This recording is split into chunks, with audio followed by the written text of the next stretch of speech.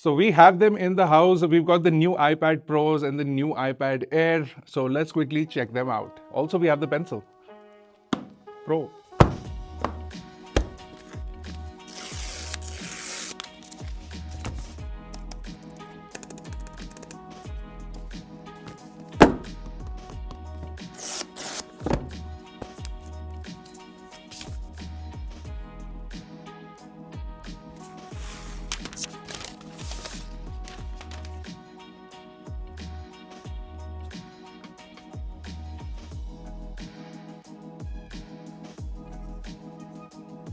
God damn.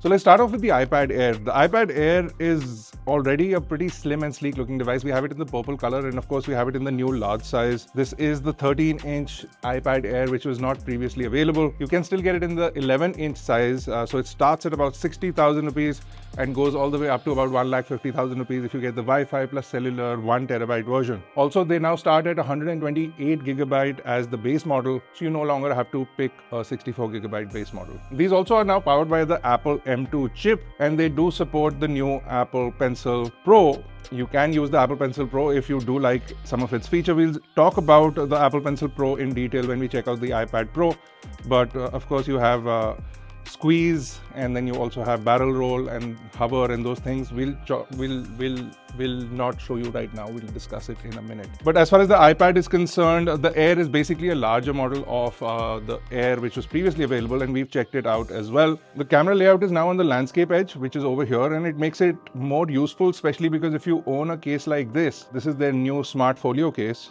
which is all magnetic. So if you own a case like this, and if you're on a FaceTime call, a video call, a WebEx call, a Zoom call, whatever, you want to put it in landscape like this and talk to somebody. So the orientation of the camera makes more sense on the landscape edge for that. Personally, somehow I like the top edge, but it is what it is. Also, you have significant amounts of bezels around the iPad Air as well. And it's something that makes sense a little bit, but also not. Display can go all the way to the edge. I know I've seen it on other tablets, but it makes for a nice area to rest your thumb when you're holding the tablet like this. But only if you're holding the tablet like this. If you're somebody who uses the tablet directly on a table, then that may not be a very useful thing. So then you're just looking at a chunky bezel all around. So there are pros and cons. Of course, you can also get the Magic Keyboard case for the iPad Air, so you can have typing options available, and you can have a full-fledged keyboard there as well. So that's enough about the iPad Air. Let's check out the iPad Pro, which is the star of the show today. So you thought the iPad Air was slim at 6.1 millimeters in terms of thickness, but here is 5.1 millimeters of thickness for scale. This is super slim, and I don't think anyone who bought an iPad said that, oh, it's too thick, we need a thinner iPad because iPad too thick. But this one is super slim. It feels, in this size, especially in the 11-inch, it feels really comfortable in the hand. Price wise, it starts at 1 lakh rupees for the 11-inch without cellular, and 256 gigabyte is where it starts at, but it goes all the way up to 2 terabyte, which makes this one with the nano texture glass with Wi-Fi and cellular 2,30,000 rupees off the gate. Expensive. You can get MacBook Pros for that price, so this can really be a replacement for a MacBook Pro, but it has to depend on the kind of work that you're doing. Of course, you do have the new Magic Keyboard here as well. This is all metal now, aluminium to be precise. Aluminum. We've got a nicer, larger trackpad over here, a nice metal body, and it's a single lift hinge as well. It's got a feedback that allows you to open it like a MacBook, but over here it gets stuck, then you need to use 2 hands. But it's a really nice and slim overall design, and then of course it retains the USB-C port, so you can charge your iPad while you use it connected to, say, another accessory. So if you're editing, for example, you can have a SSD connected, and then you can have a charger connected to the keyboard. One strange thing that they did with the new iPads, especially the Pros, is they launched the M4 chip, and suddenly we have M4 iPad Pros with a lot of power in them and a lot of capability. If you're somebody who's doing photo editing, video editing, all of those things. The iPads were already very capable. Now with M4, you'll get slightly more efficiency, slightly more performance, better graphics capability, better battery life, and better rendering, especially for graphics and games and things like that. So definitely a powerhouse of a machine. We're going to be putting it through its paces. But there are certain downgrades as well. One camera is gone. So we see here, instead of two cameras, we have one camera. You can still see the LiDAR sensor here, and there's a light sensor and a flash. And this allows for you to capture better documents and images with documents because of that light sensor. Another new thing, of course, over here is the nano texture glass. So the minute you turn off the screen, you can see that this black bezel is different from what the actual screen is like. And that is nano texture, much like what we've seen on the studio display. This is super fingerprint friendly, and this is the first time in a while that Apple has also included a cloth inside the box, just so that you can get rid of those fingerprints. Any microfiber will also do, but the Apple cloth works really well on both the Mac Studio screen as well as the iPad screen. So it's definitely a much better product. But if you want to spare, it's 2,000 rupees for a cloth. We made a fun video on it. You should go check it out. I'll link it on the top right. Now, let's talk about another big feature, which is the Pencil Pro. Now, of course, all of these things are separately available. You have to buy it separately. And I have to pair it with this iPad now, since I have only one pencil. Poor old me.